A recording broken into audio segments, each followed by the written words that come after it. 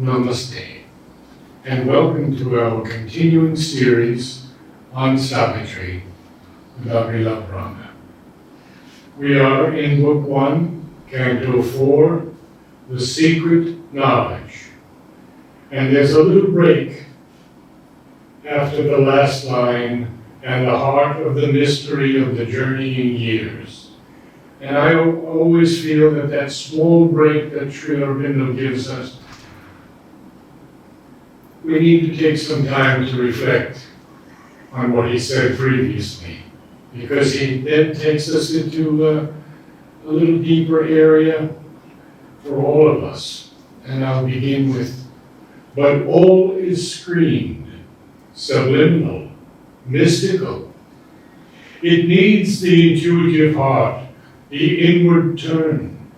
It needs the power of a spiritual gaze. Else, to our waking mind's small moment look, a goalless voyage seems our dubious course. Some chance has settled or hazarded some will, or a necessity without aim or cause, unwillingly compelled to emerge and be. In this dense field, where nothing is plain or sure, our very being seems to us questionable, our life a vague experiment, the soul a flickering light in a strange, ignorant world, the earth a brute mechanic accident, a net of death in which by chance we live. So earlier he has told us that there is a possibility of rising to higher planes. He has told us that. Okay. Now he says, but what is the condition here in the physical world? But all is screened, subliminal, mystical. It is screened. The reality is here, but it is screened. Okay. You can give very interesting examples in the physical world. The salt in the sea. It is there, but you don't see it. It is screened from your vision. The butter in the milk. It is there, but you don't see it. It's exactly in that way. The divine presence is there, but you don't see it. It's hidden. And the image can be carried a little even further, because if you concentrate the milk, the butter becomes obvious. If you concentrate or reduce the quantity of salt water, the salt will appear. So exactly the same way, yoga is nothing but a concentration and reduction and removing all the unnecessary things and focusing. Then you will get that. All is screened, subliminal, mystical. The word subliminal means here superficial, subliminal, below the surface. But in his terminology of yogic psychology, it means the intraconscious. But here is obviously meaning below the surface. It's mystical. It needs the intuitive heart, the inward turn. It needs the power of a spiritual gaze. If a spiritual gaze is there, you will see the reality. Otherwise, it will be screened from you. Else, to our waking mind's small moment look, the transient look, that which belongs to the superficial passing physical world. Moment look. A goalless voyage seems our dubious course. Some chance has settled or hazarded some will. Somehow the world has come into existence. Or a necessity without aim or cause. So the scientists also cannot explain the origin of the universe. They have all sorts of theories, but not satisfying at all. There is no aim or cause. You don't know the beginning, nor do you know where we are going. Okay, that's what it means. Aim or cause. Neither the beginning nor the... And the word necessity is in caps, and chance also is in caps. So, chance is, you don't know which way you will go. There is certain amount of freedom left to, you are not sure where you will go. Necessity is the laws of the physical world. They correspond to the causality. Necessity means causality. You are fixed to follow a certain process of law. Okay. So, it could be both. It could be, and this is interesting because he has discussed this in great detail in Life Divine, cosmic indeterminations and determinations. Both the things seem to be there. There seems to be a freedom, and there also seems to be a law that is restricting the freedom. So, chance refers to the freedom, and the necessity refers to the inevitable law that you have to follow. Both are there at the same time together. And you don't feel that necessity has to do with what we perceive as our needs? No, not in that sense. Not in that sense. Because he's putting N cap. Stop the mute march of necessity. Yes. What does it mean? Cancel your fate. Stop the march of necessity. Necessity is a march which is fixed. So your business in yoga is to stop the old karma from appearing. Mm-hmm. And if you go to the self, your karma is annulled. That's what it means. Stop the march of necessity. Necessity is a law. Whatever you have been in the past is going to affect your future now. But if you see the Supreme, your past karma is cancelled. You don't suffer anymore. That's an interesting line. Where is that? In Savitri? Yes. Stop the march of necessity. Mute march of necessity. Yeah, because you don't see it, you don't hear it, it's secret. So necessity and chance, this is what it means. Chance is the freedom aspect, and necessity is the law aspect. They are opposites. Or a necessity without aim or cause, unwillingly compelled to emerge and be in this dense field where nothing is plain or sure. There's uncertainty at every level. You don't know where you're going.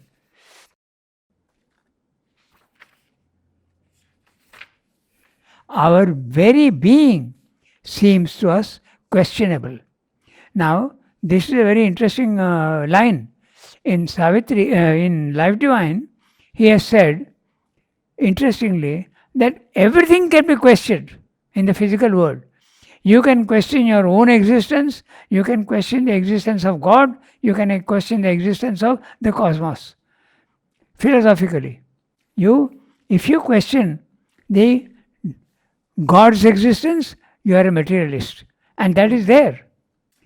If you question the cosmos, okay, that is the Mayavada philosophy. You can question your soul's existence, and that is the Buddhistic path and also the materialistic path. Everything can be questioned. Now, I'm told in the Orthodox Jewish faith, you are allowed to question everything. Yeah. And you must question everything. That is the path of Sanatana Dharma. No fixed ideas. Don't begin with any fixed ideas. Seek, explore, and find out for yourself. That's the beauty of the Sanatana Dharma. And that is the reason why so much freedom is given in the spiritual field in India. There are 100 paths. You don't start with any fixed ideas, which the Abrahamic religions do. They begin with fixed ideas. That is exactly what you should not do. You are ignorant. Find out for yourself, explore, examine. And that's a very fine thing. I did not know that. So that's coming very close to the Sanatana Dharma. Question and find out. In fact, in the Gita also we say that. The path of yoga is questioning. Pariprasnena sevaya, by service and by questioning. Keep on questioning and you will get the answers. So, our very being seems to us questionable. Our life, a vague experiment. The soul, a flickering light in a strange, ignorant world. The earth, a brute, mechanic accident. A net of death in which by chance we live. Now this vague experiment is very interesting. Mr. Ramdas is using the word experiment. He says that the animal is a laboratory to produce man. And man is the laboratory to produce the Superman. So it's an experiment going on all the time.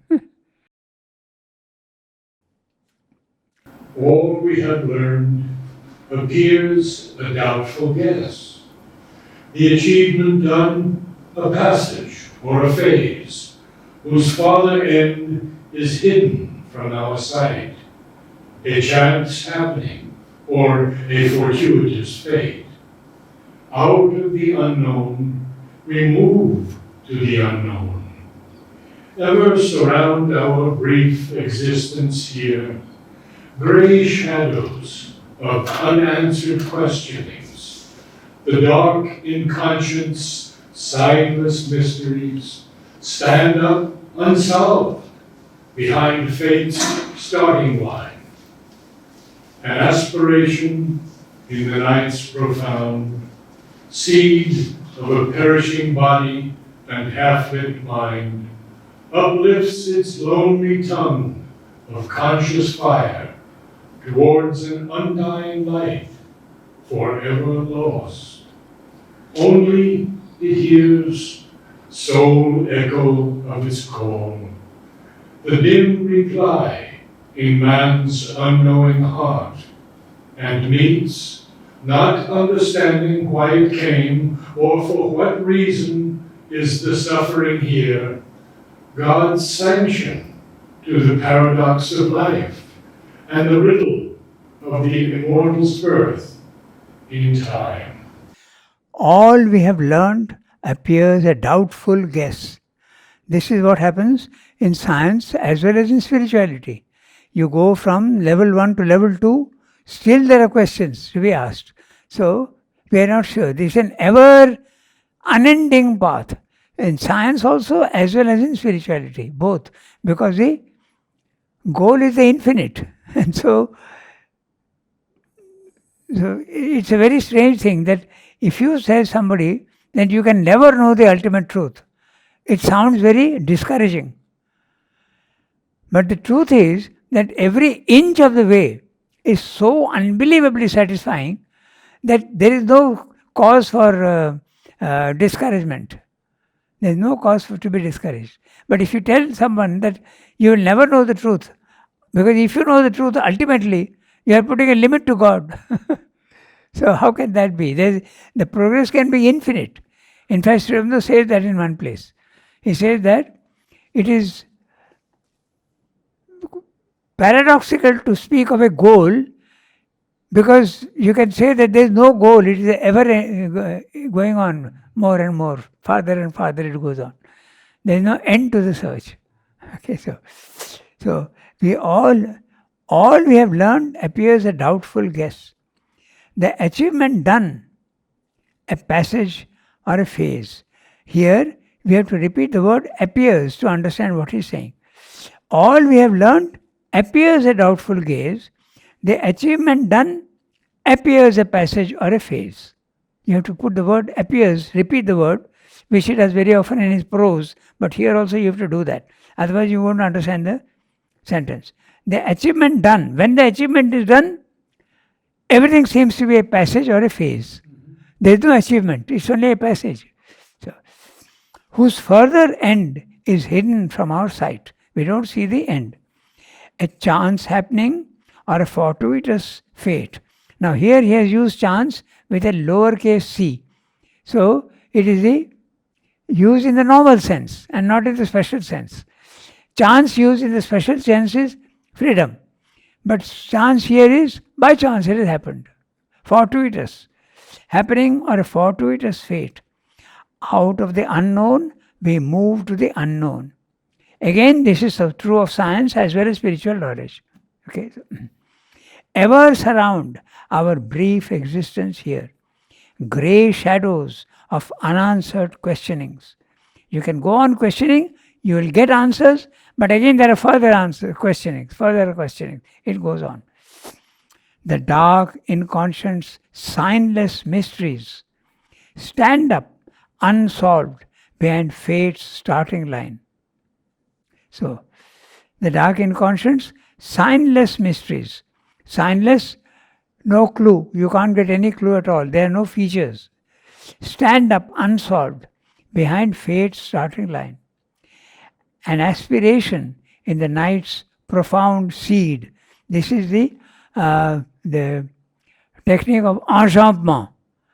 It's a profound seed. Okay? Or he has put, a comma here.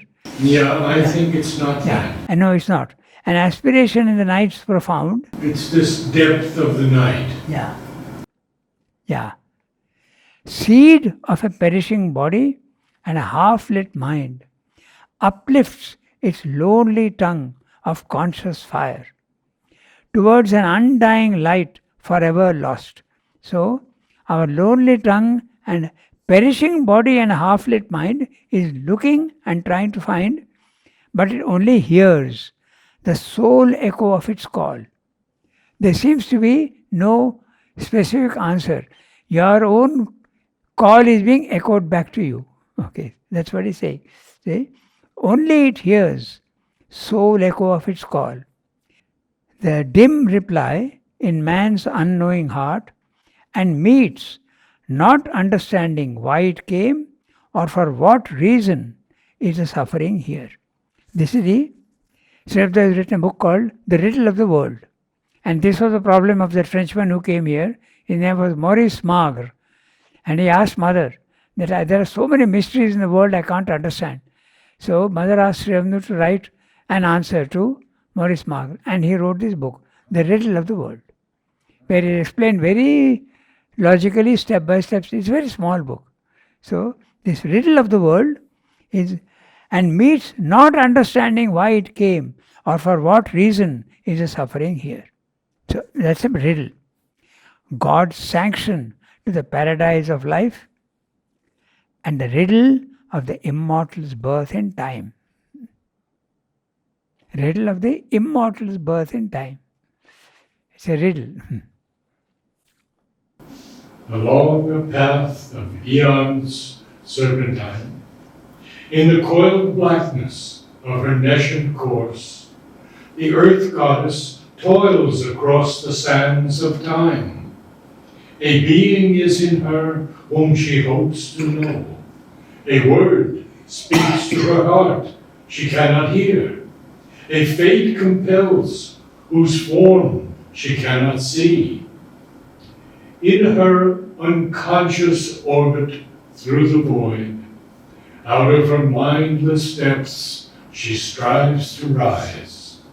A perilous life her gain, a struggling joy, a thought that can conceive but hardly knows, arises slowly in her and creates the idea, the speech that labels more than it lights, a trembling gladness that is less than bliss, invades from all this beauty that must die.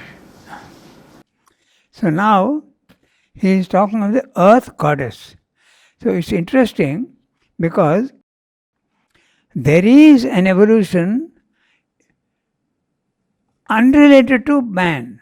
There is an evolution. From matter has come life, and from life has come the plants and the animal life. So until now, man is not on the scene. So who is creating this evolution? Is the earth goddess. So there is an aspiration even in matter to go back to where you have come from. So this earth goddess is saying it's something general in nature itself which is aspiring. And when man comes on the scene, it becomes a conscious effort. There is a term called Gaia, Yeah. who is the earth goddess. Yes, that's right. There is, yeah, that's right. Along a path of eons, long periods of time, serpentine, not going in a straight line, going in a twisted line.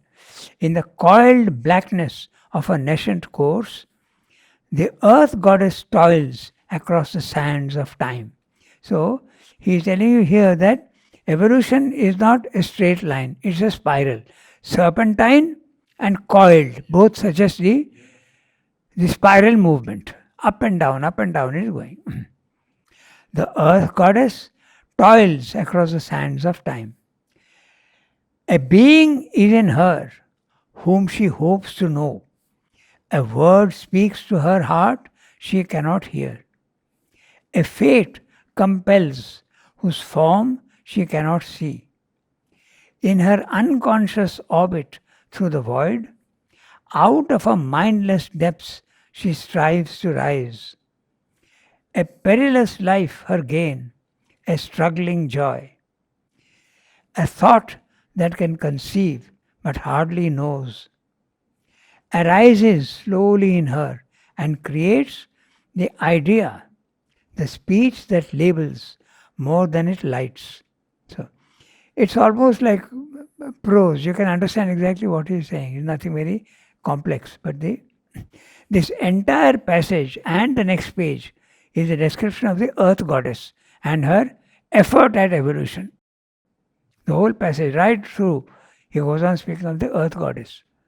So she is trying to get out of the darkness of the inconscient and rising, but she doesn't know what she is doing. It's an almost a mechanical effort, unconscious effort. All the words suggest that. A thought that can conceive but hardly knows. It can conceive but hardly knows. Then, a perilous life, her gain, a struggling joy. The joy is struggling. You are struggling to get joy. Some joy may come, but it is a struggle. So, the whole line, the whole passage is saying that there is a darkness and there is an effort to get out of the darkness. And yet the divine presence is in her. Yes. But it is screened. It is screened, exactly. But she herself, that's why this divine presence is the earth goddess. Yes. That's right. A trembling gladness that is less than bliss. So, human pleasure can be described in this way. It's a trembling gladness. It's not a clear-cut, stable gladness.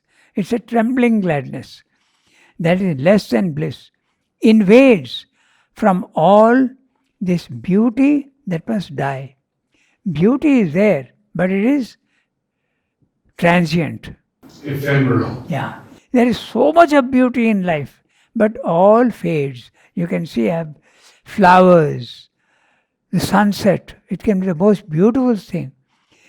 The beauty in women, okay? Today you are beautiful. In 10 years' time, all that is gone. Where is it gone? So that's what he's saying. Invades from all this beauty that must die. All beauty is transient in the physical world. Yeats has a beautiful poem about that. And he ends with the line, "But someone loved the pilgrim soul in you."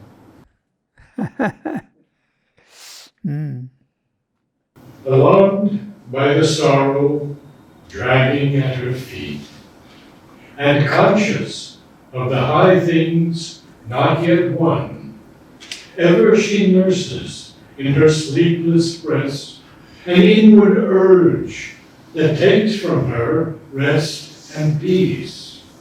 Ignorant and weary and invincible, she seeks through the soul's war and quivering pain the pure perfection her marred nature needs, a breath of Godhead on her stone and mire, a faith she craves that can survive defeat, the sweetness of a love that knows not death, the radiance of a truth forever sure. A light rose in her, she assumes a voice. Her state she learns to read, and the act she has done.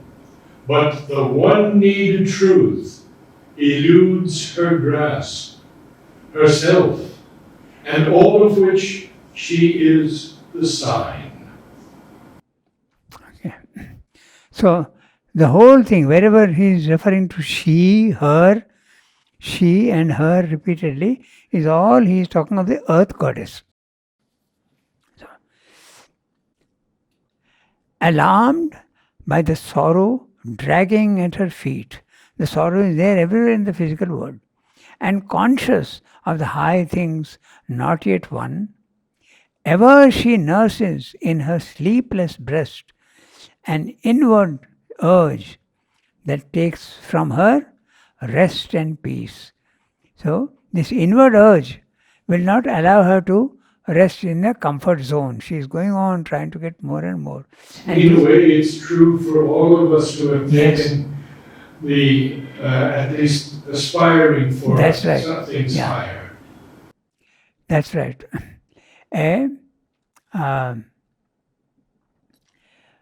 There can be a divine restlessness. The restlessness in man to know more, not satisfied with what is there. So it is a restlessness, but not in the negative sense. It's in the positive sense. An inward urge that takes from her rest and peace. Ignorant and weary and invincible, she seeks through the soul's war and quivering pain the pure perfection of her marred nature needs. Her marred nature needs. Her nature is imperfect, her nature is limited, and it needs the pure perfection. And She's seeking that perfection. Yeah, she's seeking that. A breath of Godhead on a stone and mire. So it is so difficult. The stone is irresponsive. It does not move at all. But that is what you have, the body. And that's why the ascetics don't want anything to do with the body. It is so irresponsive. You want to reject it and get away. But a breath of Godhead on the stone and mire. A faith she craves that can survive defeat. So this is also interesting because when you don't get the response, there's a sense of defeat. But if the faith is there, it will not allow defeat to win. It will not allow the discouragement to be final. So that's what he's saying, the faith. The sureness of a love that knows not death, the radiance of a truth forever sure. This is what she is seeking. And maybe she'll get, but right now it seems that she is not getting it at all. A light grows in her. She assumes a voice. Her state she learns to read, and the act she has done. But the one needed truth eludes her grasp, herself, and all of which she is the sign. An inarticulate whisper drives her steps, of which she feels the force, but not the sense. A few rare intimations come as guides. Immense dividing flashes cleave her brain, and sometimes, in her hours of dream and muse, the truth that she has missed looks out on her, as if far off, and yet within her soul.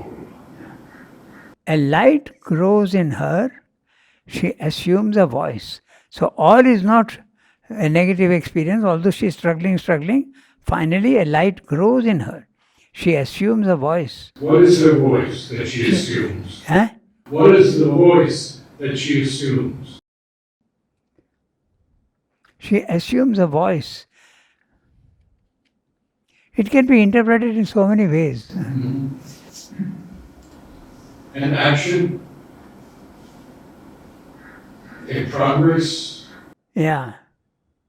The difficult. Yeah. She assumes it. She doesn't have it yet. Yeah. She assumes a voice. That's right. Yeah. Her state she learns to read, and the act she has done. So she's beginning to understand the mystery. Okay. But the one needed truth eludes her grasp. She can go to a certain extent, but the ultimate truth she is not getting yet. Okay, that's what happens even when you go to level 2 of the spiritual planes of consciousness. The ultimate truth is not grasped, but you know much more than the level of the in the physical world. A few rare intimations come as guides. Some experiences do come, but they can guide you to a certain Now, extent. let's go back a couple of lines, because the one needed truth that eludes her grasp is herself, Yeah, just and all of which she is the sign. yeah. That's the one needed truth. But the one needed truth eludes her grasp. That's herself and all of which she is the sign. So the earth goddess is the sign of that. In the word sign here is representing is a representation of that, is a shadow of that. Yes. That's what it meant.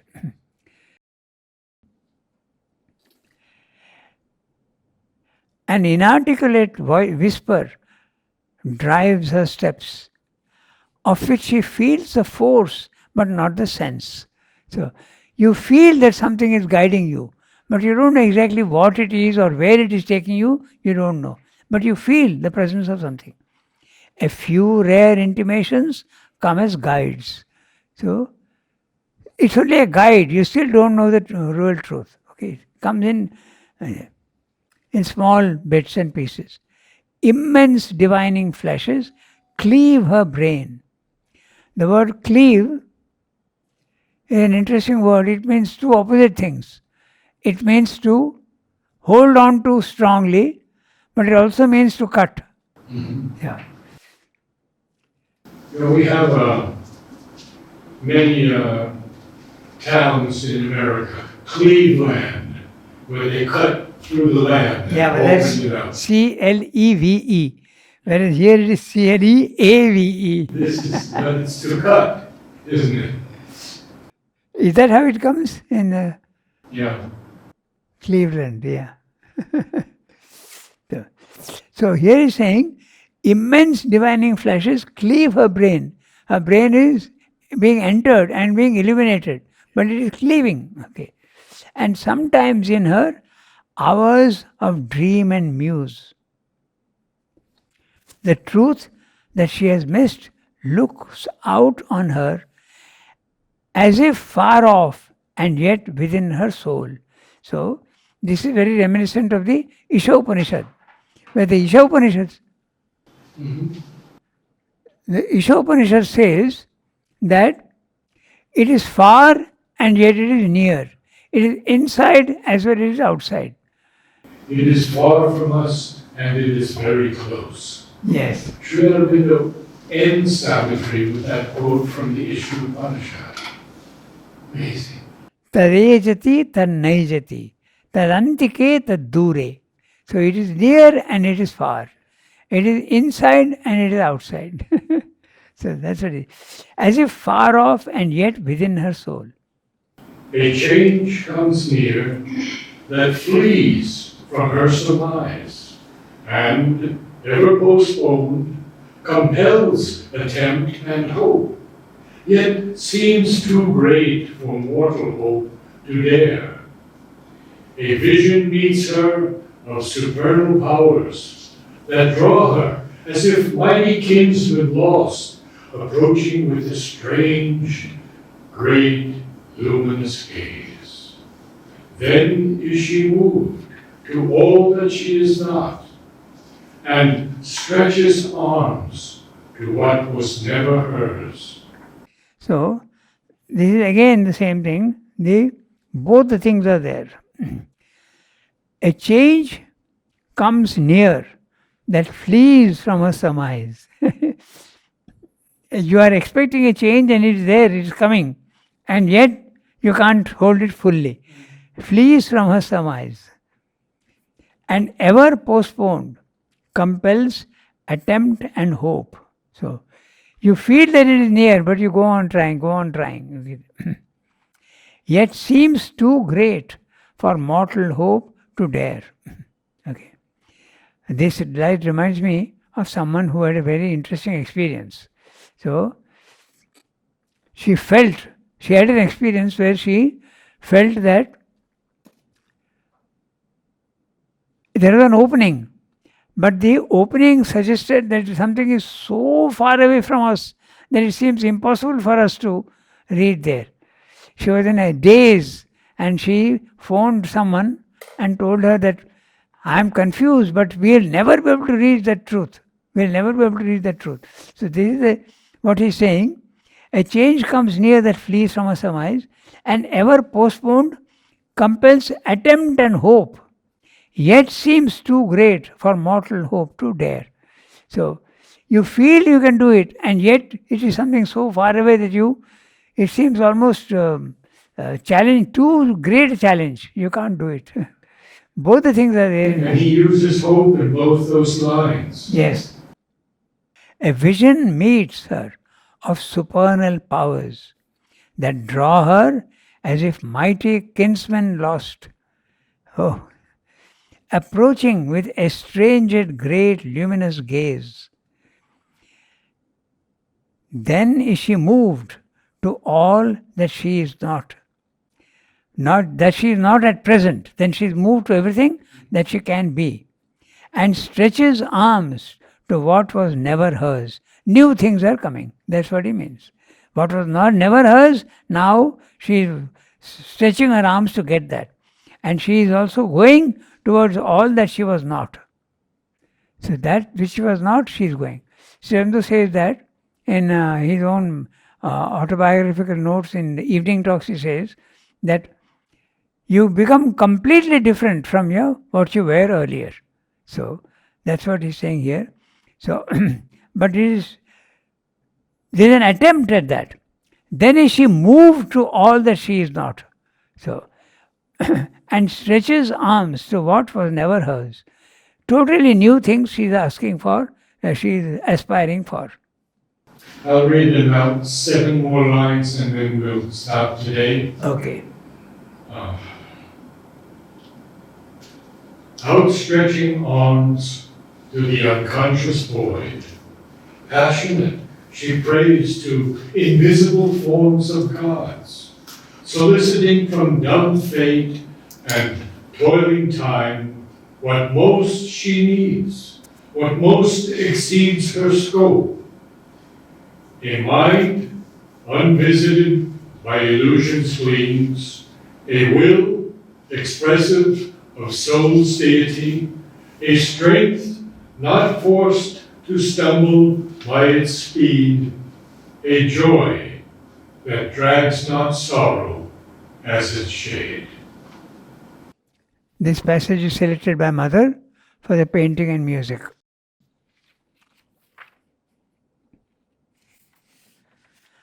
Outstretching arms to the unconscious void.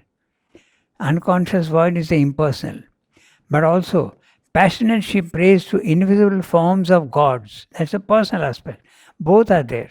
Sometimes you ask for the unconscious void, and sometimes you pray to invisible forms of gods, the personal and the impersonal aspects. Soliciting from dumb fate and toiling time what most she needs, what most exceeds her scope. What is that? A mind unvisited by illusion's gleams. A mind that is unvisited by illusion's gleams is a Brahman consciousness. Okay, and the word is gleams. It's a soft light. Okay. Illusion's gleams. A will expressive of soul's deity. A strength not forced to stumble by its speed. A joy that drags not sorrow as its shade. This is what you are aspiring for. Beautiful. Thank you, Ranga. Let's stop here. Namaste.